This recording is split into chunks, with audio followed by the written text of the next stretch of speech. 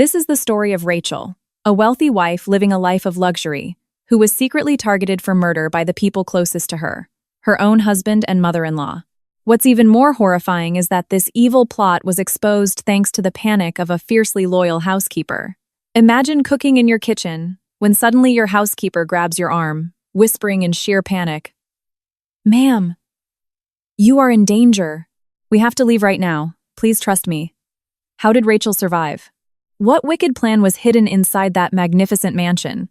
And how did she exact her revenge? Let's see who is ready to stand by Rachel's side. Let's begin.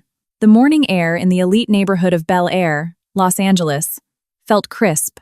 But behind the high wrought-iron gates of Brad and Rachel's estate, there was something much colder and more piercing. Rachel, wearing a neat linen apron tied around her waist, was stirring a rich sauce over her black marble kitchen island. She was preparing beef bourguignon, a complex French dish that requires time and love. Her mind was filled with simple joy. It had been a long time since her husband, Brad, and her mother-in-law, Agnes, had been this warm to her. Over the last few days, Brad had suddenly started complimenting her cooking constantly. Meanwhile, Agnes, who was notoriously cold and critical, frequently asked how she was doing. This sudden attention felt sweet, but it also left an echo of suspicion in the corner of her heart. Rachel tried to brush off the paranoia. Maybe they are finally realizing the meaning of family, she reassured herself. As Rachel began to sauté the vegetables, the sound of elegant footsteps echoed from the living room. Agnes appeared in the kitchen doorway. She looked as though she were patrolling, not just passing through. Her smile was incredibly wide, too wide for a mother-in-law who usually only offered a cynical smirk. "You look very enthusiastic today, Rachel." Agnes's voice sounded melodious. But to Rachel, it felt like a song played at the wrong tempo. "Of course, Mom," Rachel replied, trying to sound cheerful. "I'm so happy to see you and Brad getting closer to me lately. It's been a while since I felt this kind of warmth." Agnes stepped forward, her hands, heavy with diamond rings, reaching out to grasp Rachel's shoulders. The touch made Rachel flinch slightly, as Agnes almost never touched her unless it was to point out a flaw. "Oh, sweetie, of course we're getting closer. We are family, and we realize how valuable you are to this house," Agnes said. Her eyes swept across the luxurious kitchen, lingering for a moment on the Cartier diamond watch encircling Rachel's wrist, her most expensive wedding gift. "Especially the assets and all the comfort you manage here. All of this is the result of your hard work, and we appreciate it." Rachel felt Agnes's touch more like a grip than an embrace. She sensed an undertone of ownership and calculation behind the word assets. But again, she brushed it off. "Maybe it's just my imagination because I'm so used to her being cold," she thought. In another corner of the connected dining room, Maria, the housekeeper who had worked there for 3 years, was setting the table with meticulous care. Maria, who was usually chatty and loved humming Latin pop songs while she worked, was dead silent this morning. Her movements were stiff, and her eyes darted nervously between Rachel and Agnes. Her pale face caught Rachel's attention for a split second, but Rachel's focus shifted when Brad walked in. Brad, wearing a freshly pressed custom Tom Ford suit, walked up and unceremoniously hugged Rachel from behind. "My beautiful wife, you shouldn't be working so hard. You should just relax," Brad whispered in her ear. His kiss on her cheek felt like a theatrical performance. "It's okay, honey," Rachel replied, trying to enjoy the rare affection. "I love taking care of you both. Besides, you have that business trip to Chicago today, right? When are you coming back? I'll pack your suitcase." Hearing those words, Brad let go of her. His expression suddenly turned a bit tense. "Oh, probably the day after tomorrow. It's an urgent matter. Just make sure you stay home, okay? Don't go anywhere." There was a long pause. Brad leaned in, looking straight into Rachel's eyes, and repeated with exaggerated emphasis, "Take good care of yourself. Don't let anything happen to you." Rachel felt a wave of déjà vu. Her husband was repeating the phrase, and every word felt heavy, as if he were giving final instructions rather than a message of love. Rachel turned her head toward Maria. This time, Maria was looking directly at her. The housekeeper looked like someone who had just witnessed a horrific crime. The fear was palpable. Maria gave a faint, lightning-fast shake of her head. Her expression begged Rachel to understand. Once again, the interaction was cut short. Agnes cleared her throat loudly, diverting Rachel's attention. All right, Rachel, focus on your stew. Don't overthink Brad's schedule. We just want you to know how much we love you. Yes, honey, we love you so much. We want to see you safe and happy in this house, Brad added, his smile forced once more. Even though Rachel's logic fought to remind her that Brad and Agnes were her family, her female intuition screamed. They are lying. Something is very wrong. This isn't affection, it's a mask. Rachel went back to stirring the beef bourguignon. The steam rising from the pot felt suffocating, and suddenly, the rich aroma of the herbs smelled like gunpowder. She tried hard not to show her anxiety. She had to stay calm. Brad and Agnes eventually moved to the living room, leaving Rachel alone. They spoke in hushed whispers she couldn't hear, but their eyes occasionally darted back to the kitchen, as if they were counting down the minutes. Rachel pulled out her iPhone and texted her best friend Andrew, an interior designer and amateur true crime sleuth with a wide network of connections. She simply typed, "I have a terrible feeling. Something is wrong with Brad and Agnes. Please look into their whereabouts over the past few days." She locked her phone, slipped it back into her apron pocket, and took a deep breath. The pressure in her chest tightened. The silence between the clinking of spoons and knives in the kitchen felt like a suppressed scream. Brad and Agnes, the two people who were supposed to be her protectors, now felt like two predators waiting for their prey to drop its guard. Rachel suddenly remembered something. Last night, she had woken up and heard strange noises from Brad's home office. She thought he was on a business call, but his voice was too low and tense. She had stepped closer to the door, only to hear Agnes's raspy voice whisper, "Careful, she might wake up. Just do it exactly as we planned. You want all of it, don't you?" At the time, Rachel backed away, convincing herself she had misheard. Now she realized she hadn't. Rachel turned off the stove. The stew was done. She stared at her reflection in the kitchen window. She looked exhausted, her eyes reflecting a faint but undeniable terror. She needed to get out of there, at least to clear her head. But she needed an excuse. As she turned to grab a serving bowl, a hand suddenly gripped her arm with terrifying strength. It was Maria. Her face was ashen, her eyes wide, and she pulled Rachel's arm with unexpected force. Ma'am, don't stay here," Maria whispered, her voice choking. She looked as though she had just seen a ghost. "Maria, what is it?" "Calm down," Rachel urged, trying to loosen the grip. Maria didn't care. She pulled Rachel past the back kitchen door toward the garden. She was panting heavily, ignoring Rachel's protests. In her eyes, there was pure terror, a terror that convinced Rachel this wasn't just drama. "Ma'am, you are in danger. We have to leave right now. Please trust me," Maria cried in a hysterical whisper, tears streaming down her cheeks. They are planning an accident. They want all your money." Rachel's heart stopped. She was stunned. Her brain refused to process the information. Brad? My husband? Agnes? Planning an accident? Maria, don't joke around. That's my husband. That's his mother. But Maria was already pulling her toward the back service gate. I heard everything. Last night, they were on the phone with someone discussing the perfect time. They said the accident had to look natural. "Ma'am, please, let's go. I heard it all," Maria pleaded, her tears now wetting Rachel's arm. Rachel didn't know whether to believe it or not, but she saw absolute sincerity in Maria's eyes. The red flags from Agnes and Brad, Maria's anxiety all morning, the whispers last night, it all suddenly aligned into a horrifying conclusion. She took a deep breath, swallowed her fear, and made the decision that would save her life. She followed Maria. The two women slipped out through the back gate, leaving the multi-million-dollar mansion, the kitchen smelling of rich French stew, and two evil people waiting for the perfect moment to strike. Rachel only had her phone and a small wallet.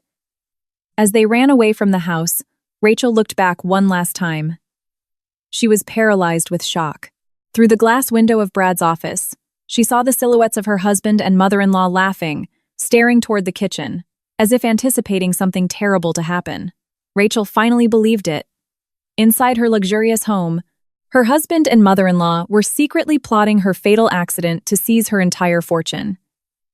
Rachel was now on the run, taking only her most valuable asset, her life, and Maria's loyalty. The split-second decision had been made, but the danger outside wasn't over. Brad and Agnes would soon realize their prey had escaped. The run felt like fleeing a nightmare that had bled into reality. They were gasping for air, not just from physical exhaustion, but from the weight of the terror they carried. They hurried through the narrow service alleys behind the elite Bel Air estates, paths rarely used by luxury cars. Rachel was still wearing her dirty apron and house slippers, a stark contrast to her pale, tear-stained face. Her phone vibrated in her apron pocket, but she didn't dare look at it. "We're far enough, ma'am." "We're far enough," Maria panted, her voice a mix of relief and lingering fear.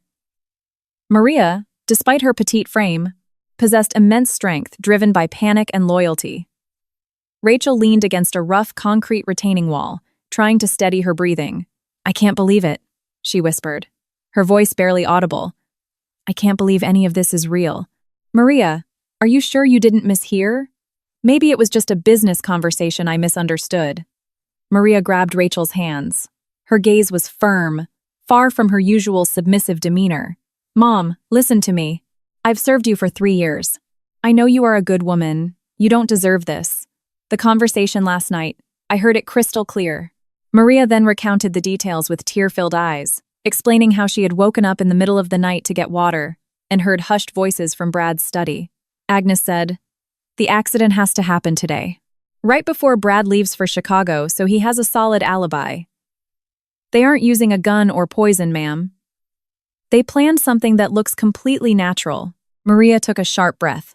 "They talked about a gas leak. They already tampered with the water heater in the basement storage room. They said while you're in the main kitchen, the smell of gas won't be too strong because of the ventilation. After you finished cooking, they were going to ask you to fetch something from the basement. They were counting on you to flip the light switch, and boom." Maria couldn't continue. She covered her face. "And they even mentioned your name while laughing." "Ma'am."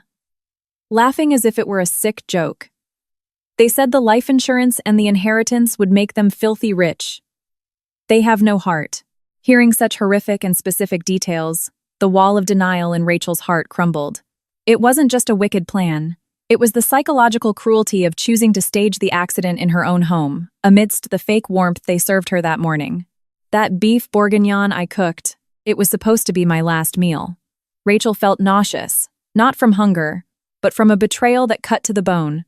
I have to call the police," Rachel said, her hands shaking as she reached for her phone. "No, ma'am, don't." "Not yet." Maria stopped her. "They are smart. Brad probably monitors the house phones and maybe even your cell. If you call the cops now, they'll know instantly. They will twist the facts. They'll say you're crazy, or worse. They'll blame me because I'm just a housekeeper." Rachel fell silent. Maria was right. Brad was an executive director at a major firm, reliant on high-end tech, and Agnes had a massive social network. Their words would hold far more weight than the testimony of a maid or a visibly shocked, unstable-looking wife. "Where do we go, Maria?" "I didn't bring anything. My ID, my credit cards. Everything is in my designer bag in the master bedroom," Rachel whispered, feeling like a leaf swept up in a raging river. "Don't worry, ma'am. Follow me. I have a place they would never think to look," Maria said, her eyes radiating a confidence Rachel had never seen. "I rent a tiny studio in East LA. It's practically a shack, but it's safe. I guarantee none of their fancy connections reach out there." Though her heart screamed against entering such an unfamiliar, gritty environment, Rachel knew she had no choice. She followed Maria, walking blocks to catch a crowded public bus, an experience she had long forgotten since she was grinding to build her real estate career 15 years ago. While they were squeezed into the back of the bus, Rachel's phone vibrated again. A text from Brad. "Honey, the stew smells amazing. Hurry down to the basement. There's a gift box down there for you. I want you to open it right now." Rachel's blood ran cold. Basement. Gift box. That was their code. That was the trigger meant to make her turn on the light, spark the gas, and end her life. She stared at the message, a single tear falling down her cheek. Maria saw it, snatched the phone, and powered it off. "That's enough, ma'am. Don't look at it anymore. Focus on keeping us safe," Maria said firmly. "They're going to panic very soon. They'll wonder why you haven't gone down there. The journey to Maria's apartment felt like thousands of miles. Upon arriving, Rachel was shocked by how modest Maria's living conditions were. It was a cramped single room with a tiny kitchenette, no AC, and only one folding cot. The smell of cheap cooking oil and dampness welcomed her. Yet, this place felt safe. Much safer than her multi-million-dollar mansion, which was now a death trap. Rachel sat on the linoleum floor, leaning against the thin drywall, hugging her knees. Tears streamed down her face not because of the room, but because of the bitter realization of love and betrayal. She wept for all the years she spent trying to please her husband. All the money she trusted Agnes to manage. Why, Maria? Why are they so evil? I gave them everything, Rachel sobbed. Maria sat next to her, gently touching her shoulder. Because greedy people are never satisfied, ma'am. Your wealth is too massive, too tempting. They don't love you. They love what you have. Maria then shared more of her experiences working in the house. How she frequently overheard Brad and Agnes discussing Rachel's assets with jealousy and resentment. They constantly belittled you behind your back. They said you were just lucky to marry Brad. Even though all that wealth is from your own real estate business, Maria's stories were the final nails in the coffin of Rachel's marriage. Rachel, a highly successful property developer before marrying Brad, had foolishly put the majority of her assets in her husband's name out of blind trust. She pulled Maria into a tight hug. Thank you, Maria. You saved my life. You are the only honest person I have left. The panic began to subside, replaced by the burning embers of rage. Rachel stood up. She asked to use Maria's old prepaid phone and dialed the one person she trusted implicitly, Arthur Sterling, the top-tier lawyer who used to handle all her corporate legalities. We have to move fast, Maria. They will soon realize I'm missing. I can't be seen as dead, but I also can't be seen as alive, Rachel declared. Her eyes now gleamed with pure determination. Not tears. The face of a victim had morphed into the face of a warrior. Maria nodded. I'm ready. Whatever you need, ma'am, I'm with you, Rachel called Arthur. Her voice was tense but crystal clear. She explained everything without sparing a single detail of the murderous plot. Arthur was dead silent on the other end of the line. Rachel, this is an incredibly dangerous situation.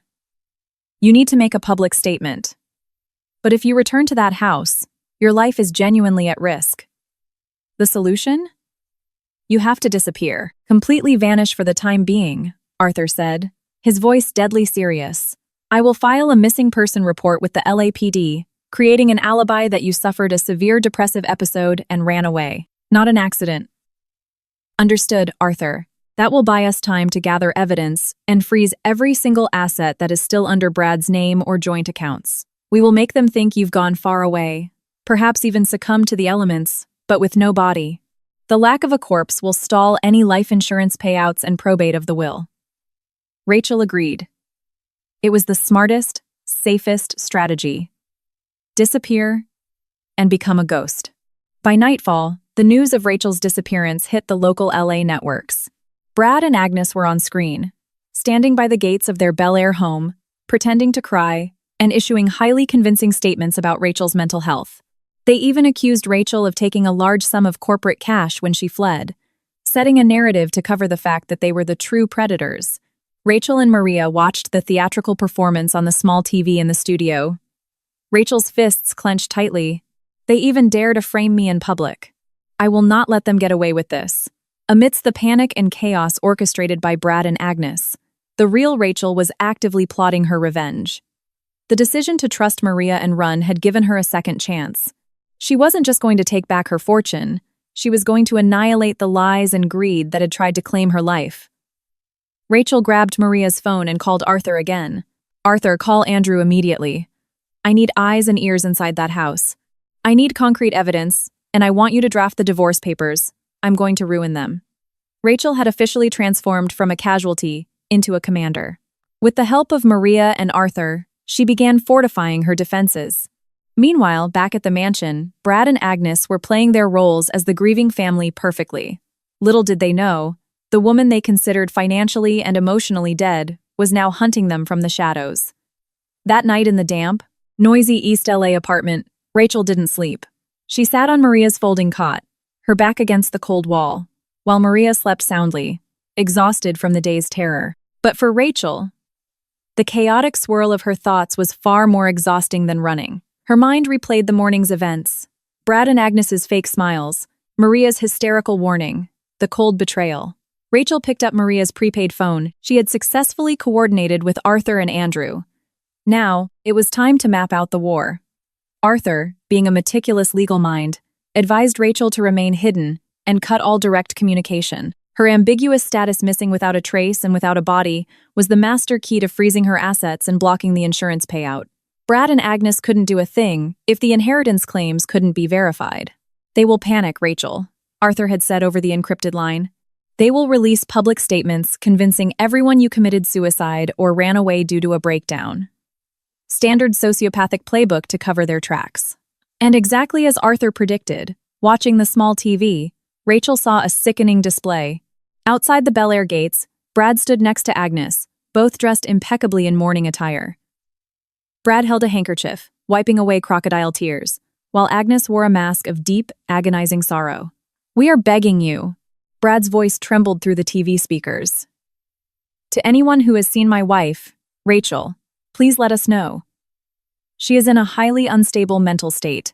We believe she fled due to immense work pressure, and she may have taken a significant amount of company funds with her."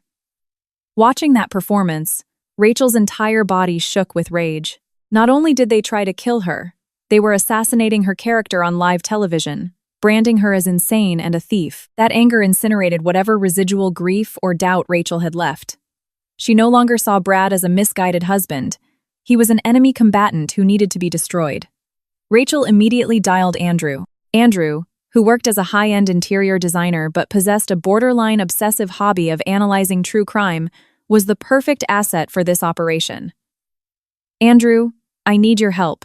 I need you to do two things," Rachel commanded, her voice icy and resolute. "Name it, Rach. I'm ready," Andrew replied, his tone laced with worry but fueled by determination. "First, I need you to get inside that house. Tomorrow. Use the excuse of visiting a grieving Agnes. Check if there are any changes around the basement storage and the back kitchen. It might still be rigged. Second, I need their confession. Do you still have one of those tiny audio bugs you use for your pranks? I need you to plant it in Brad's home office. That's where they scheme." Andrew hesitated for a second. "Rach, that's dangerous. If they catch me, they literally want you dead. Andrew, I'd rather take the risk and expose this crime than live the rest of my life looking over my shoulder," Rachel pressed, a promise of vengeance in her tone. "I guarantee once they feel safe, they will discuss the details of their plan, especially the assets and the insurance." Andrew let out a long sigh. "All right, I'm in. I have a microtransmitter I bought online. I'll find a way to slip it in tomorrow." Hanging up, Rachel felt a fraction of relief. She wasn't alone. But she knew her problem wasn't just about the law and evidence. It was financial. Brad couldn't cash out the inheritance or life insurance yet, but he still had access to several joint checking accounts and Rachel's platinum credit cards. Brad could drain those funds or use them to flee. She had to sever his financial arteries immediately. She remembered a secret retirement account she had set up years ago, known only to her and Arthur, completely disconnected from Brad's banking network. It was her ace in the hole. Rachel called Arthur to explain her next move. "Arthur, I want you to activate an emergency freeze on every single credit card and bank account that is still under my name but that Brad has access to. The goal isn't just to secure the funds, it's to induce sheer panic." "What do you mean, Rachel?" Arthur asked, sounding intrigued. "If he feels he's gotten away with it, he's going to spend big, Arthur. He's going to buy a grief present for himself, maybe a new Porsche to celebrate my death. I want it so that the moment he swipes that card, it declines. Total failure. I want him to experience the shock of realizing a ghost is haunting his wallet. Panic breeds mistakes. He will scramble for cash. And that's when we track his movements." Arthur was impressed. "Brilliant strategy. I will get it done immediately. We will strip his control away, piece by piece." Suddenly, Maria woke up. She saw Rachel standing in the dark, her eyes full of calculation. "Ma'am, why aren't you sleeping?" Maria asked groggily. "I can't sleep, Maria. I'm busy doing the math," Rachel replied, turning around. You saved my life. Now it's my turn to save myself and repay this betrayal. Rachel sat beside Maria, pondering a minor detail she had overlooked. The beef bourguignon. Maria, Rachel said softly, did the stew I cooked this morning get served to them? Maria nodded, her gaze hollow. Yes, ma'am. Before we ran, Agnes told me to keep it warm and serve it in the dining room. They ate it ravenously while discussing their plans. They even joked that it was the perfect farewell meal. Rachel felt the urge to vomit again. Okay, listen to me carefully. You have to go back to that house tomorrow, Maria. You have to act absolutely devastated that I'm missing. Do not show a single ounce of suspicion. Your job is to be my eyes and ears on the ground. Find out if they think the gas leak plan is still viable or if they've scrapped it. Maria looked terrified, her body trembling. But ma'am, if they suspect me, they won't, Rachel cut in, her gaze intense. To them, you are just a naive, loyal housekeeper. They are too arrogant to suspect someone below their social standing. If they ask about me, say you know nothing, and you are terrified. Play the victim, not the hero. I need you in there. Maria nodded heavily, her loyalty overriding her fear. I'll do it, ma'am. For you. Rachel hugged Maria tightly. That night, in a rundown East LA apartment, an unlikely alliance was forged. A wealthy woman who lost everything but her intellect, and a housekeeper risking her life for justice. Rachel knew Brad and Agnes were likely popping champagne in their heads, celebrating their incoming limitless wealth. But they didn't realize the drama they had orchestrated was merely the opening act of their own destruction. Rachel was ready to pull the rug right out from under them. The next morning, Maria returned to the Bel Air estate with the most miserable, tear-stained face she could muster. Agnes welcomed her with a smug smile. Maria, you're back. Good. Clean up my daughter-in-law's room and don't ever speak of yesterday. Rachel is very sick in the head. Do you understand? At the same time, Andrew put his plan into motion. Dressed impeccably, carrying a massive bouquet of white lilies and a box of artisan pastries from a high-end bakery, he arrived at the gates. Brad, Agnes, I am so incredibly sorry. I'm just in shock, Andrew said, hugging Brad with an Oscar-worthy performance. Rachel was my best friend. I can't believe she suffered a mental break like this. Brad, lounging in his office, welcomed Andrew warmly. Thank you, Andrew. I can't believe it either. I did everything for her. But it turns out, she was just deeply ungrateful. Brad continued the charade, feeling perfectly safe because Andrew was an outsider who couldn't possibly suspect them. While Brad and Agnes were busy spinning lies about Rachel's depression, Andrew made his move. He feigned a stomachache and asked to use the powder room. There, he activated the microbug.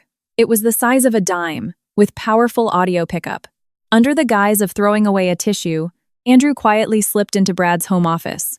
The room was empty. His eyes locked onto the massive vintage grandfather clock in the corner. It was the perfect hiding spot out of reach and rarely dusted. In seconds, Andrew stuck the bug behind the clock face. The faint click was masked by the heavy ticking of the pendulum. Mission 1, accomplished. Rachel now had a wiretap in the enemy's den. Andrew returned to the living room to join Brad and Agnes. However, Brad's mood suddenly soured. He was on his iPad, trying to use Rachel's platinum card to buy a $150,000 vintage Rolex online, a little grief therapy purchase. But every time he clicked process, a red notification popped up. Transaction declined. Account under review. Brad's face darkened. He assumed it was a bank error, but after trying 3 different premium cards with the same result, panic set in. Damn it! Brad cursed aloud, forgetting Andrew was even there. Why the hell are all her cards frozen? How am I supposed to buy anything? Agnes tried to calm him. Brad, relax. Maybe Rachel did it before she ran off. She's crazy, remember? Just transfer funds from the joint checking account. Brad quickly logged into the joint account portal. After entering the password, another message flashed. Account under legal review. All funds temporarily frozen. Brad's face morphed from angry to utterly terrified. He looked at his mother in horror. Mom, something is wrong. Every single account is frozen. Who has the authority to do this? Only Rachel and her lawyer, they both knew. Agnes, who had been laughing about her financial freedom just yesterday, turned ghostly pale. Their anxiety instantly upgraded to sheer terror. The woman they thought was dead or insane was reaching out from the void, choking their cash flow. This was Rachel's first warning shot. Andrew, pretending to be engrossed in his phone, mentally noted every second of this panic. He knew Rachel's counterattack had landed. Brad and Agnes realized that even though Rachel was gone, her money wasn't theirs yet. And as long as those assets were being moved, Rachel was still a threat. In her small studio, Rachel received a text from Arthur. Phase 1 financial strike successful. They are panicking. Rachel smiled. It wasn't the naive smile of a devoted wife. It was the cold, triumphant smirk of a general who had just won the first battle. That night, Brad and Agnes spent hours in the home office, whispering furiously. They had no idea that every complaint, every curse, and every wicked plot was being recorded in crystal-clear, high-definition audio, forming an airtight case for their own demise. They didn't know the ghost they created was currently stockpiling ammunition, ready to fire. The financial panic orchestrated by Rachel and Arthur hit Brad and Agnes like a freight train, shattering their fortress of arrogance. Inside the luxurious office that now felt like an interrogation room, Brad looked like a toddler whose favorite toy was snatched away. He continuously slammed the refresh key on his MacBook, praying the frozen funds were a glitch. But the red warning text remained. This legal review is active. This can't be a coincidence, Mom, Brad roared, punching the mahogany desk. Rachel is alive. She must have contacted Sterling, and that crazy bitch must be twisting the facts about the accident. She beat us to the punch. Agnes, usually composed and calculating, paced the floor anxiously.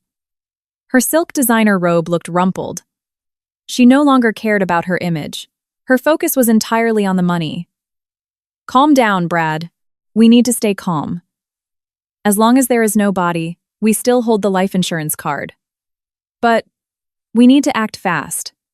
If all of Rachel's assets are frozen, our other accounts will be audited next. And you know damn well most of our liquid cash comes from loans taken out against her properties. Loans we used to cover my Vegas debts. We got too cocky.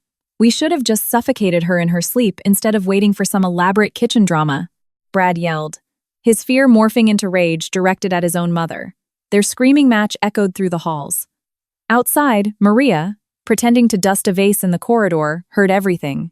She noted every raised voice and every key phrase. Fear had made them sloppy. They were turning on each other. Maria quickly texted Rachel. Huge fight in the office, talking about massive debt and regretting not killing you in your sleep. Meanwhile, in East LA, Rachel received the updates from both her spies. Maria confirmed the murder intent, and a call from Andrew confirmed the bug was working perfectly. Rach, I pulled the audio feed. I slipped back in when Agnes went to her Beverly Hills salon and Brad was passed out drunk. I already forwarded the file to Arthur. The audio is a smoking gun, Andrew reported. Rachel exhaled deeply. Proof of conspiracy to commit murder was now in Arthur's hands. However, Brad and Agnes were still living in her house, using her electricity, eating her food. More importantly, they could still flee with whatever hidden cash they had left. Andrew, I need you to do one more thing, Rachel said. I need proof that they are trying to access the frozen assets or, worse, take out new loans. You have to find a way to get photos of the bank documents they're hiding. Bank documents? Andrew asked. Yes. They always keep the most sensitive files in the floor safe hidden under the carpet in the master bedroom closet. I had it installed, Rachel explained. Agnes always brags that she keeps the key on her gold pendant necklace. I need photos of those files, especially anything related to my life insurance and the property loans. It's the most dangerous mission yet. Andrew hesitated, but his drive to protect Rachel and take down the sociopathic duo won out. Rachel then strategized with Arthur. With the audio Andrew provided, Arthur had phenomenal leverage. The recording wasn't just about murder. It outlined asset manipulation and insurance fraud. Rachel, with this evidence, we can file dual suits, Arthur said, his voice brimming with confidence. First-degree attempted murder conspiracy and massive financial fraud. I will have the divorce papers filed at the Los Angeles Superior Court, alongside criminal complaints sent straight to the DA. But before we drop this bomb, we need them to make one final, public, fatal mistake.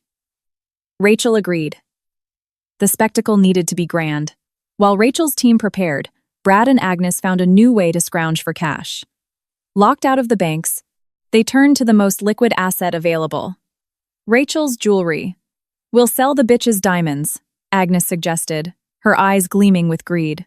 "The necklaces, the rings, the Cartier bracelets she left behind. It will be enough to hold us over until the asset freeze is lifted, and we can claim the life insurance." The LAPD classed her as a missing person. "We'll petition to have her declared legally dead in a month," Brad agreed. In their minds, Rachel was never coming back.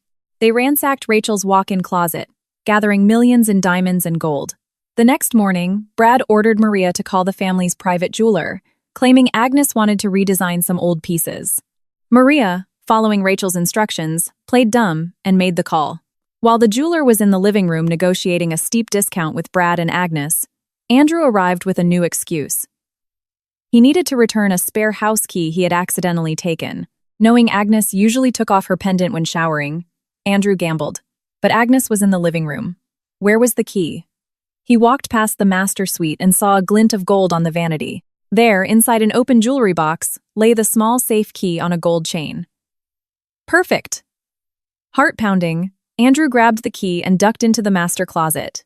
He found the seam in the carpet and opened the hidden floor safe. Inside were Rachel's multi-million-dollar life insurance policies, naming Brad as the sole beneficiary, forged power of attorney documents, and terrifyingly, details of massive collateral loans taken out against Rachel's real estate, due in 2 weeks. Andrew quickly snapped high-res photos of every page. He was almost done when he noticed a small folder tucked in the back. It was a draft letter addressed to a notary public, initiating the transfer of the Bel Air estate fully into Brad and Agnes's names, using the forged power of attorney. This was proof of grand theft property. Andrew locked the safe, placed the key exactly where he found it, and slipped out of the house, claiming a sudden client emergency. He immediately sent everything to Rachel and Arthur. That night, all the evidence sat in Rachel's hands.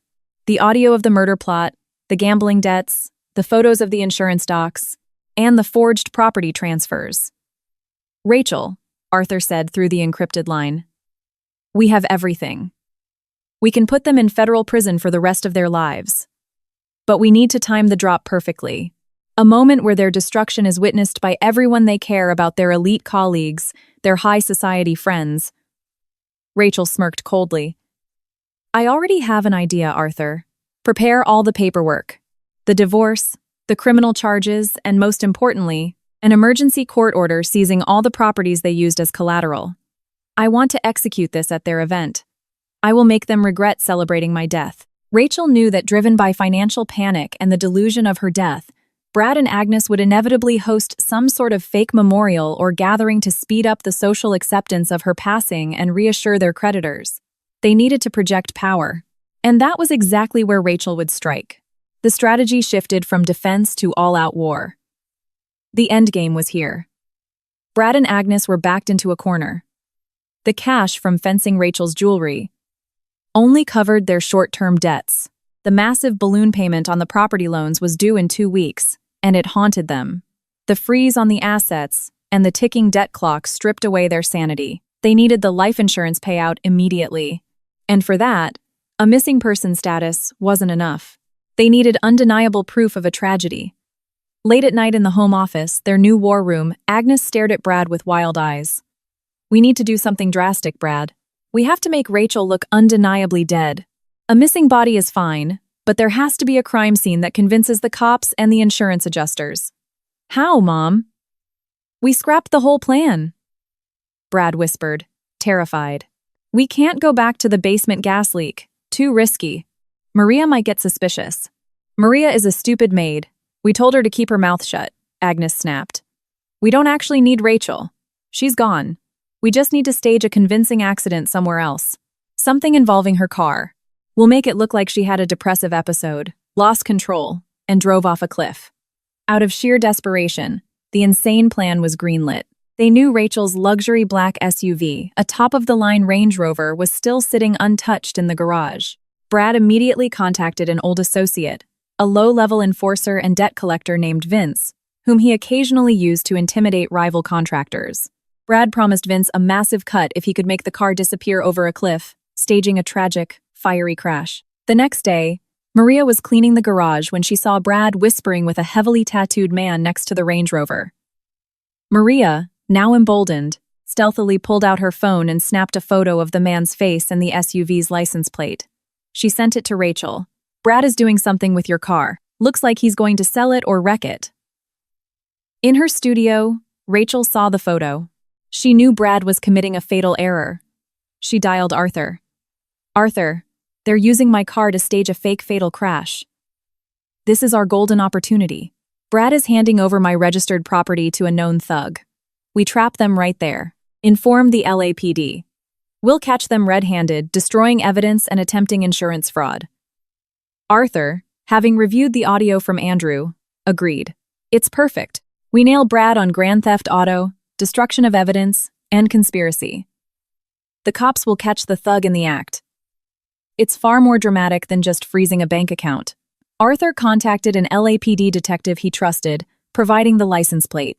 The plan was to let Brad and the thug take the car. Once they reached the secluded drop zone, the police would ambush them.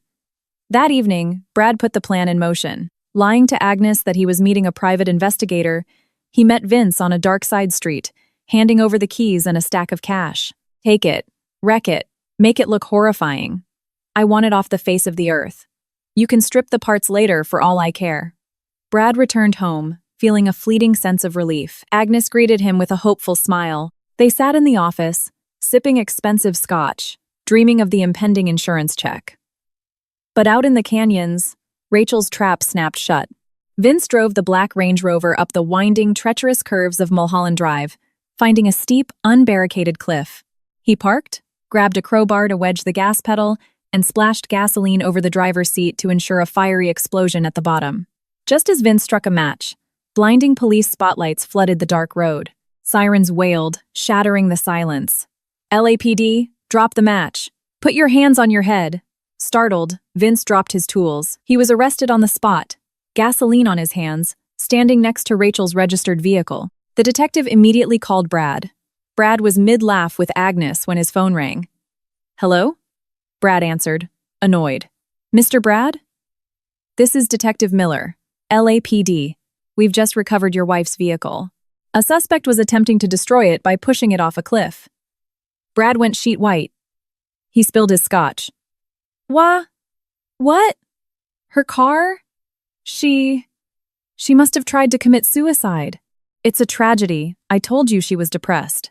He scrambled for his memorized script. "No, sir," the detective cut in sharply. "The suspect we arrested, a Mr. Vince, confessed that someone paid him to stage the crash, and he has a digital wire transfer receipt from an account in your name." Brad and Agnes looked at each other in absolute horror. Their brilliant plan hadn't just failed. It had handed the police irrefutable evidence of conspiracy and fraud. The police demanded Brad come to the precinct immediately. "Mom, we're dead," Brad whispered, his voice cracking. "No, we stick to the script. We say Vince was a former employee we hired to find the car, and he decided to steal it instead," Agnes demanded, desperately clawing for a way out. With shaking legs, they went to the LAPD precinct. They faced off against a sharp detective, while a desperate Vince sang like a canary in the next room. Brad and Agnes tried to hold the line, but the detective slammed down bank records and CCTV footage of Brad meeting Vince. After hours in the interrogation room, Brad's weak mental state cracked. He made fatal contradictions in his story, misaligning with Agnes's lies. In her studio, Rachel received the full report from Arthur. "They've been interrogated." Brad cracked and gave conflicting statements. But the cops are letting them go for now to build a larger RICO case. They will think they got away with it. This is when we strike. Rachel grinned. "Yes, Arthur. Let them think they won this round. Set up the event. I want the grand reveal to happen in my own home, in front of everyone they desperately want to impress." The staged crash was the final nail. Brad and Agnes returned home exhausted and terrified, but stubbornly clinging to the belief that Rachel was dead. They decided to proceed with their planned memorial support gathering the next day to soothe their investors and save face. This was exactly the moment Rachel had been waiting for. Having barely survived the police interrogation, Brad and Agnes returned to Bel Air with a fragile, delusional sense of relief. They believed their lie about Vince had held just enough water to keep them out of handcuffs. "You see, Brad? Agnes whispered as they entered the office. We survived. They don't have hard proof. It's just the word of a low-life thug against ours. Survived what, Mom? Brad collapsed onto the leather sofa.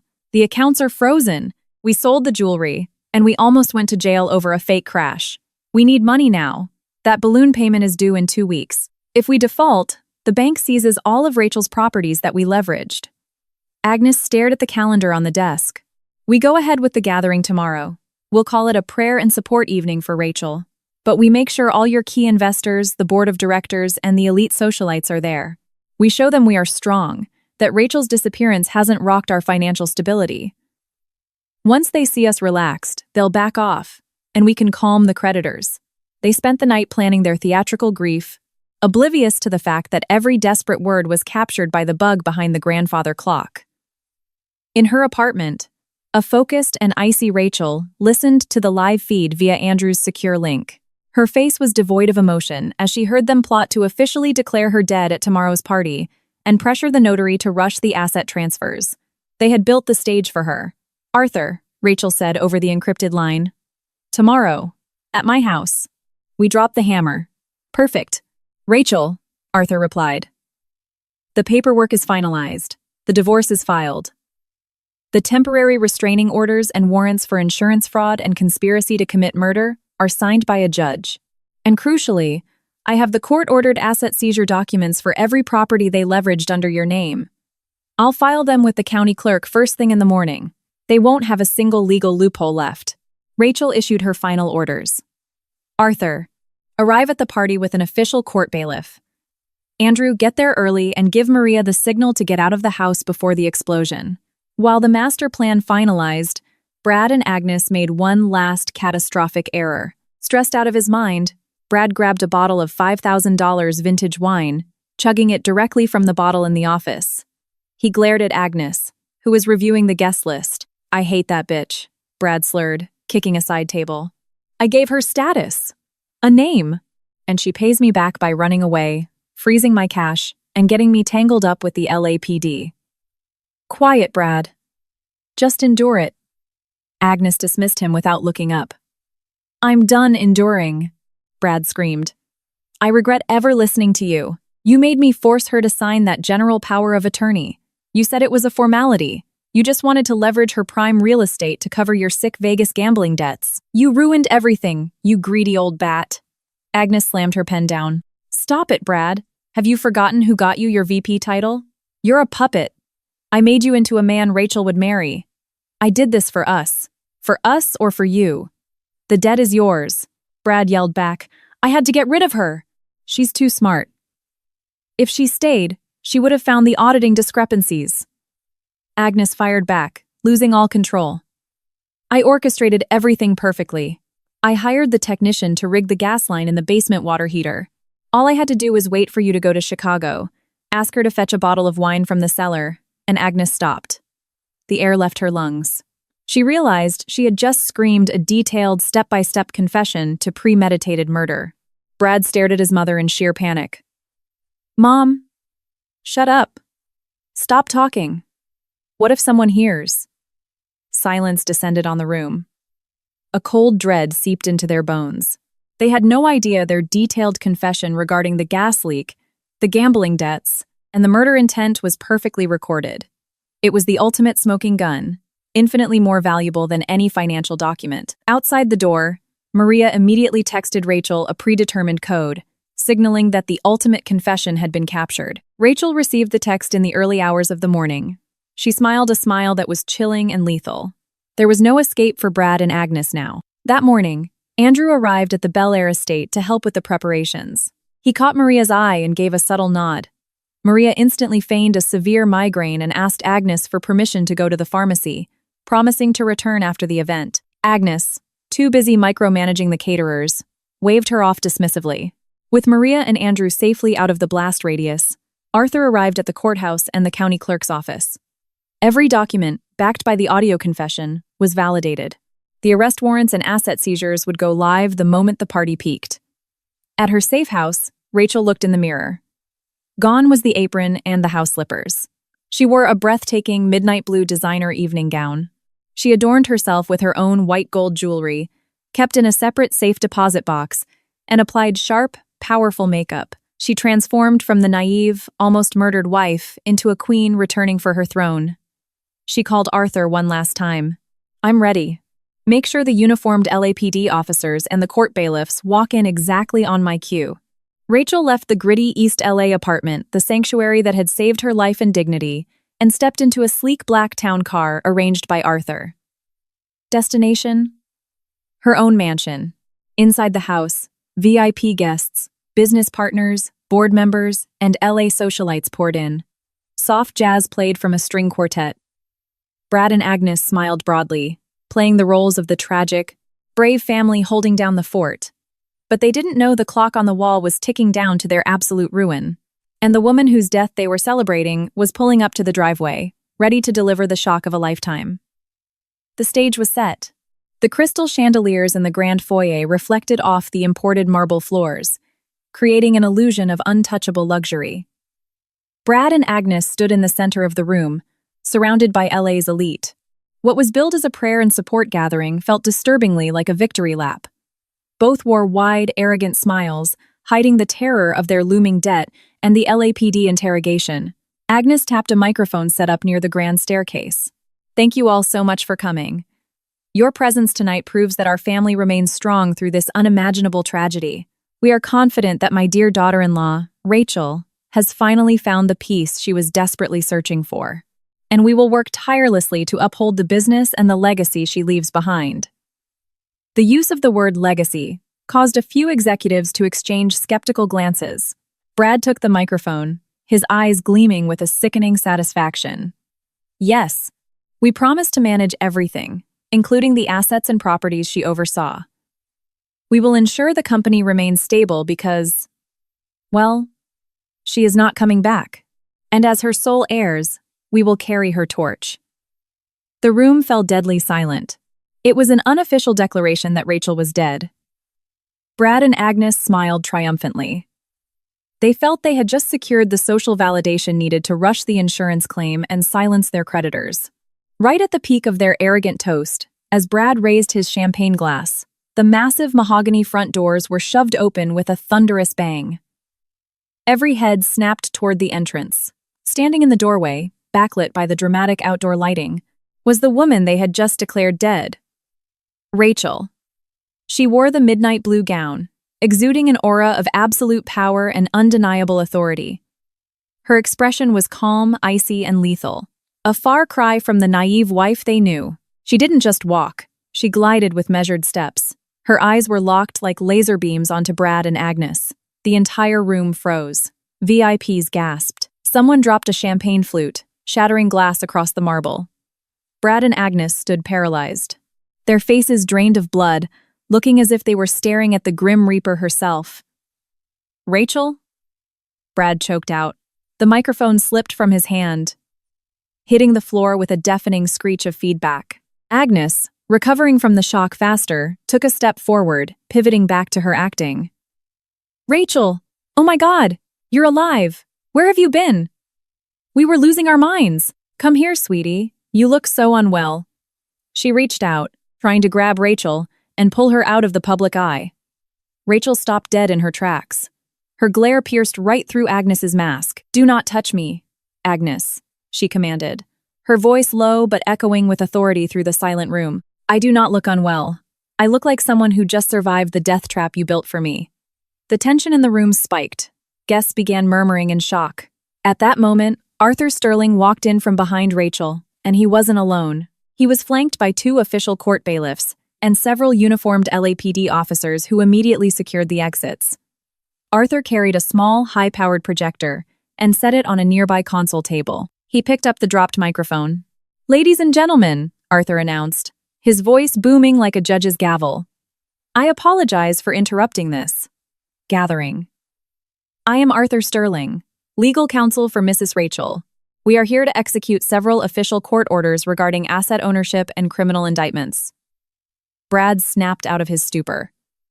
He screamed, "Sterling, you have no right to be here. This is my house. Get out!" "Oh, is it your house, Brad?" Rachel fired back, her voice dripping with ice. A minute ago, you said I was dead and you were my heir. Now you're kicking me out of my own home? Rachel signaled Arthur. The projector flared to life, casting an image onto the massive blank wall next to the staircase. It was an emergency court order of seizure. Ladies and gentlemen, Arthur clarified, at the request of Mrs. Rachel, and based on irrefutable evidence of financial fraud and conspiracy, the Superior Court has granted an emergency seizure of all properties, assets, and accounts under Mrs. Rachel's name, including every asset fraudulently leveraged by Brad and Agnes, including this very estate. The crowd gasped collectively. Brad lunged forward, his eyes bulging. Seizure? You're crazy. This is mine. You're a fraud. Rachel stepped up, getting into his personal space, her eyes burning. You are the fraud, Brad. You lied, you tried to steal, and you tried to murder. Did you wonder why your Amex Black Card and your bank accounts were frozen? Because I knew your plan. Because I found out you leveraged my prime real estate to pay off your mother's sick Vegas gambling debts. Rachel signaled again. The slide changed, showing the photos Andrew had taken. Rachel's life insurance policies, the forged power of attorney, and the multi-million-dollar loan documents. Agnes grabbed Brad's arm. Brad, don't say another word. We're leaving. You aren't going anywhere, Agnes. Rachel cut her off. You wanted a public celebration of my death. So you are going to sit here and watch the grand finale. Arthur pressed play on a laptop. The audio recording from the home office echoed through the PA system. Agnes's recorded voice shrieked. I had to get rid of her. She's too smart. I orchestrated everything perfectly. I hired the technician to rig the gas line in the basement water heater. All I had to do was wait for you to go to Chicago. Then Brad's voice. I regret ever listening to you. You made me force her to sign that general power of attorney. You just wanted to leverage her real estate to cover your Vegas debts. The hateful, detailed, premeditated confession of a gas leak assassination plot played loud and clear for every elite guest, board member, and socialite who had just been paying their respects. Brad and Agnes's facade shattered into a million pieces. The guests stared at them with absolute disgust and horror. And finally, Rachel said, her voice ringing with absolute victory, the proof of your little staged car crash yesterday. The black SUV you tried to push off Mulholland Drive for the insurance payout. Arthur displayed the LAPD mugshot of Vince, alongside photos of the recovered Range Rover and the wire transfer receipt bearing Brad's name. Brad couldn't take it anymore. He broke down hysterically, pointing a trembling finger at Rachel. You're a demon. You're insane. You spied on us. You set this all up. Rachel stepped forward, unflinching. I didn't set up anything, Brad. Everything you did is the ugly, pathetic truth. And I actually want to thank you. This little drama finally showed me exactly who you are. Two greedy parasites willing to kill for $1. Rachel then turned to the court bailiffs. Proceed with the seizure, gentlemen. She then pointed at Brad and Agnes, looking directly at the LAPD officers. Officers, I am pressing full charges for conspiracy to commit first-degree murder, insurance fraud, and grand theft. Arrest them. The uniformed officers stepped up. They grabbed Brad and Agnes, spinning them around. Brad and Agnes, you are under arrest for conspiracy to commit murder and severe financial fraud. You have the right to remain silent. Agnes thrashed wildly. No! You can't do this. I have connections. I'll sue all of you. But her screams were useless. The cold steel of the handcuffs locked around their wrists. Surrounded by flashing smartphone cameras from their former high society friends, Brad and Agnes were perp-walked out of the mansion they had falsely claimed as their own. The fake memorial ended with the utter humiliation of the hosts. Rachel stood tall in the center of the grand foyer, watching the downfall of the people who tried to take her life. She finally took a deep, unrestrained breath. Justice was served, and their destruction had been broadcast to the world. The heavy iron doors of the LAPD precinct slammed shut behind Brad and Agnes, sealing the end of their twisted drama. The events at the Bel Air mansion, the arrests amidst a sea of VIPs, went viral across LA within minutes. The elite reputation they had arrogantly built was obliterated overnight. They became the ultimate laughingstock, the poster children for toxic, murderous greed. Inside the cold holding cell, Agnes wept hysterically. Not out of remorse for trying to kill her daughter-in-law, but over the unforgivable social suicide. "Brad, look what you've done. My reputation. All the board members. They saw us in handcuffs. We're ruined." Brad sat in the corner of the cell, his face blank. Pure terror had replaced his arrogance. He was no longer a powerful executive. He was a coward caught red-handed. "It wasn't me, Mom. You were the greedy one. You forced me to sign those toxic loans. You designed the gas leak. Now we're rotting in here. Where's all your brilliant planning now?" They turned on each other like wild dogs, proving just how fragile their bond of love and business truly was. They knew the audio confession played in public was a legal and social death sentence. Meanwhile, Rachel left the estate with Arthur and Andrew. She didn't speak a word during the car ride. The fierce, untouchable aura she projected at the party faded, giving way to profound emotional exhaustion. Arriving at Arthur's Century City law office, which had served as their war room, Rachel sank into a plush sofa, letting the silence wrap around her. "Rachel, you were phenomenal. That was the most brilliantly executed confrontation I've ever witnessed," Arthur said, trying to break the heavy silence. "Legally, it's a total checkmate. The audio confession, the hitman's testimony, the bank transfers. The DA is going for maximum sentencing. Furthermore, your divorce is expedited, and your core assets are completely protected by the court. They can't touch a dime." Rachel finally spoke, her voice quiet and trembling. "I don't feel like a winner, Arthur. I just feel hollow. I just watched the absolute destruction of a man I once loved, and his mother. I'm just so tired." The tears she had held back for days finally spilled over. "I'm not crying out of pity for them. I'm crying because I was so incredibly stupid. I let myself be loved for my money, and I almost died for it."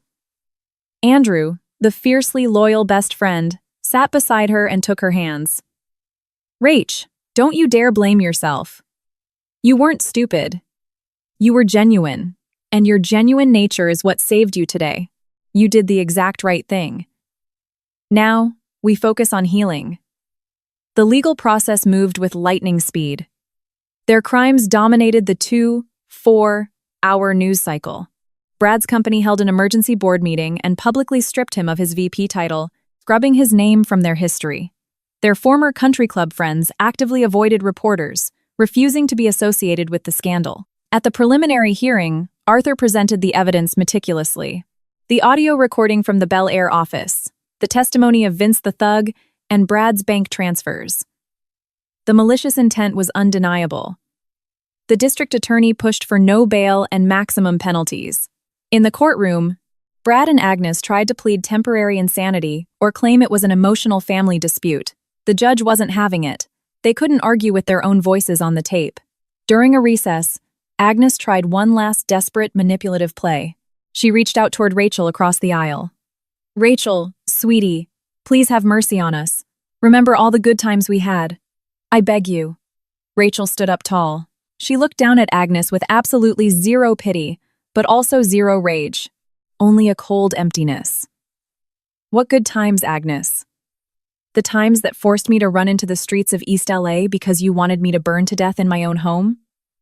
The times you smeared my name on live television? I owe you nothing. You and Brad will face the exact consequences of your own greed." Rachel's calm, surgical response vaporized any lingering sympathy in the courtroom. Brad, watching Rachel's unshakable resolve, finally realized the woman standing before him was not the naive wife he married. He had destroyed the single greatest source of love and stability in his life. Arthur secured a total victory. Brad and Agnes were found guilty of conspiracy to commit first-degree murder, massive wire fraud, and grand theft. The judge handed down decades-long federal prison sentences, stripping them of their luxury and status forever. Furthermore, they were ordered to pay massive restitution, liquidating any hidden assets they had, leaving them completely bankrupt. Leaving the courthouse, surrounded by flashing cameras, Rachel gave no statement. She simply looked up at the clear California sky. "What do I do now, Arthur?" Rachel asked. "You focus on the next chapter, Rachel," Arthur smiled. "The prison doors just closed on your old life. Now, you rebuild. And I believe you have someone to pick up. She's the real hero of this story." Rachel nodded, her heart swelling with immense gratitude. Maria, the brave, loyal housekeeper, was the unsung hero. The court verdict was a painful but just closure for Rachel. She was no longer burdened by fear or the obligation to pretend. She had won true freedom, paid for by the ultimate betrayal. The story of the Bel Air betrayal ended in the courthouse. But for Rachel, it was just day one of a new, authentic life. After the media circus died down, a quiet peace settled over Rachel's days. The Bel Air mansion, tainted by lies and murder plots, was sold. Rachel refused to step foot in it again. She rented a chic, understated penthouse in downtown LA, giving her a sense of anonymity and calm. Here, she could finally be the real Rachel, free from social expectations and the ghosts of her past. The legal victory gave her justice, but it didn't instantly heal her trauma. Rachel spent months in intense therapy.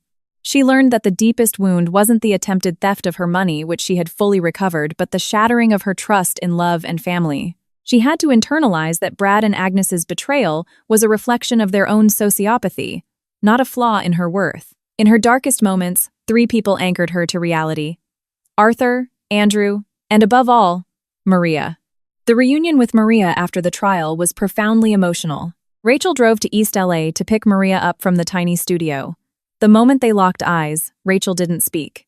She just hugged Maria tightly, sobbing. It was a release of gratitude, relief, and validation. Maria, the true savior of the story, hugged her back, crying just as hard.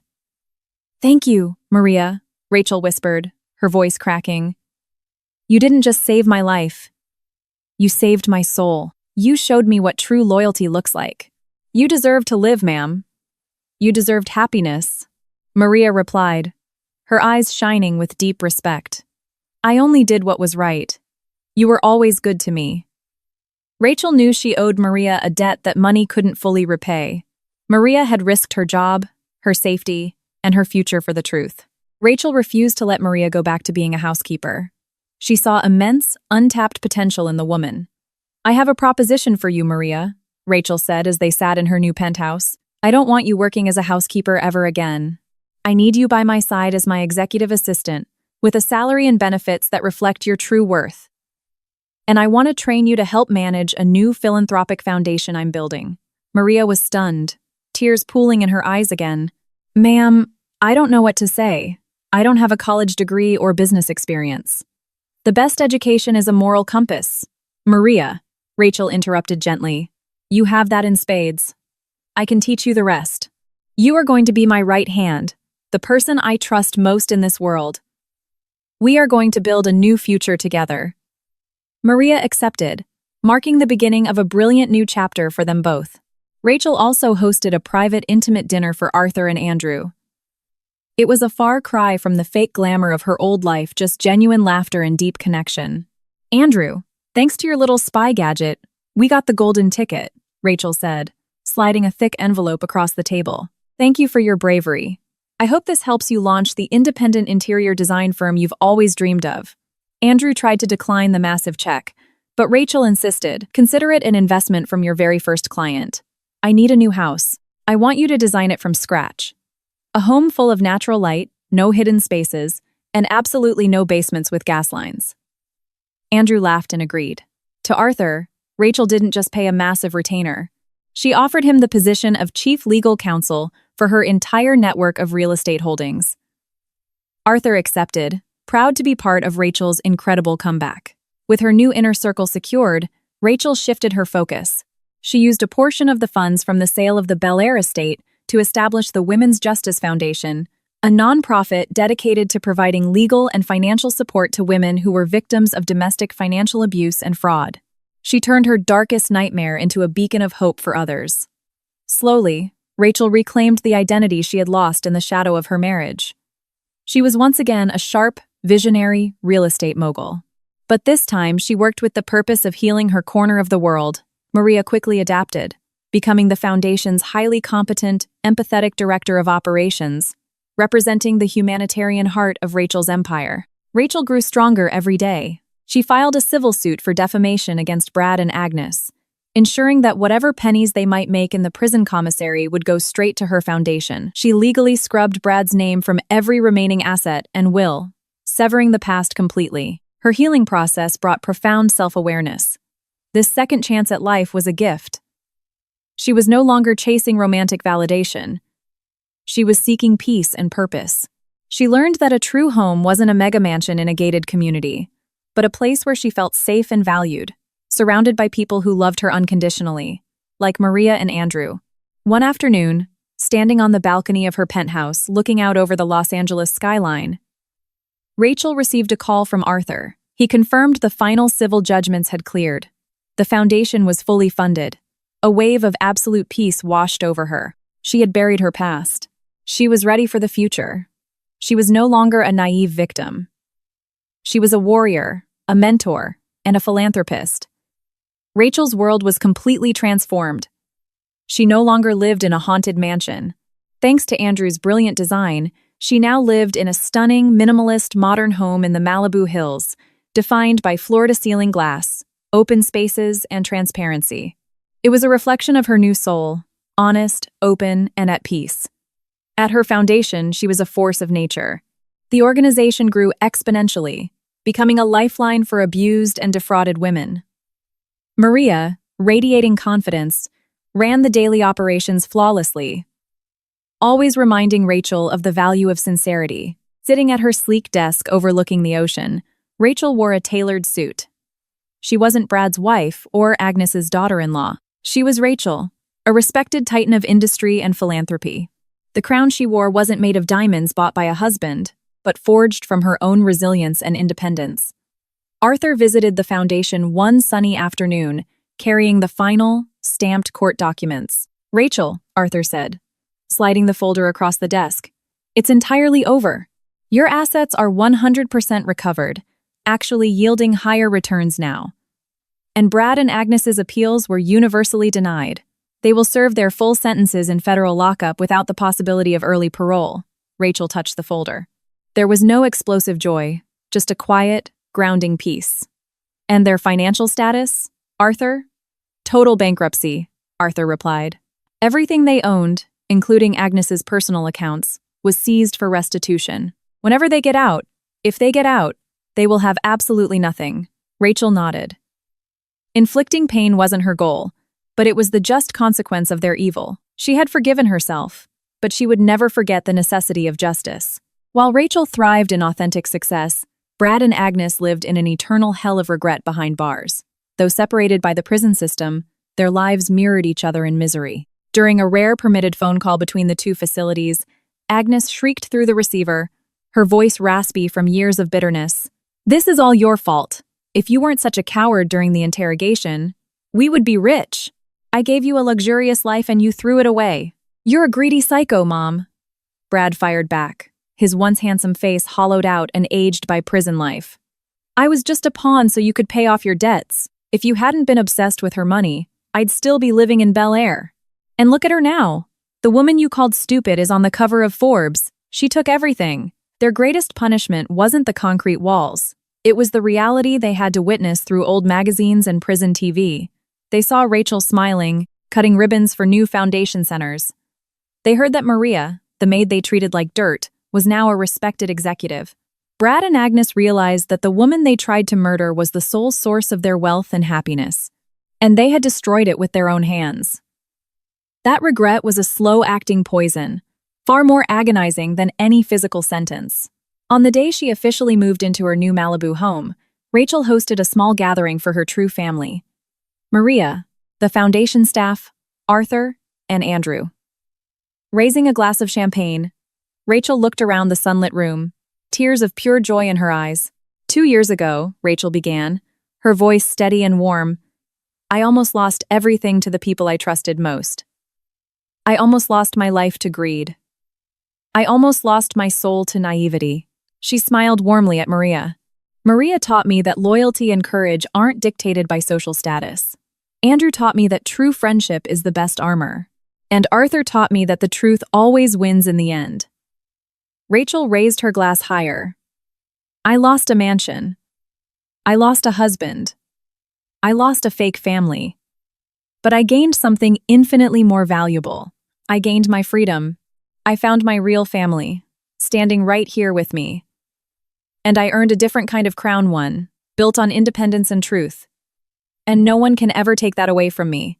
With those words, Rachel closed the darkest chapter of her life and embraced a bright, limitless future. She lived by one unbreakable principle: true wealth isn't what's in your bank account. It's who you can trust. And having the courage to stay true to yourself. Rachel lived a long, prosperous, and happy life. She didn't seek out romantic love, but she was surrounded by genuine affection and deep respect. She became an inspiration not because of her bank balance, but because she rose from the ashes of the ultimate betrayal to become a force for good. The story of Rachel is an eternal reminder. When greed attempts to destroy sincerity, the truth will always find a way to triumph. And in the end, regret is the heaviest sentence for a wicked heart. The moral of this story is that true wealth lies in a pure conscience and genuine loyalty, not in material possessions. Never let love or family ties blind you to the truth, because greed can turn those closest to you into your most dangerous enemies. Learn to trust your instincts. Cherish those who stand up for what is right, like Maria, and always remember that the truth is the greatest crown, one that will always conquer lies and evil intentions.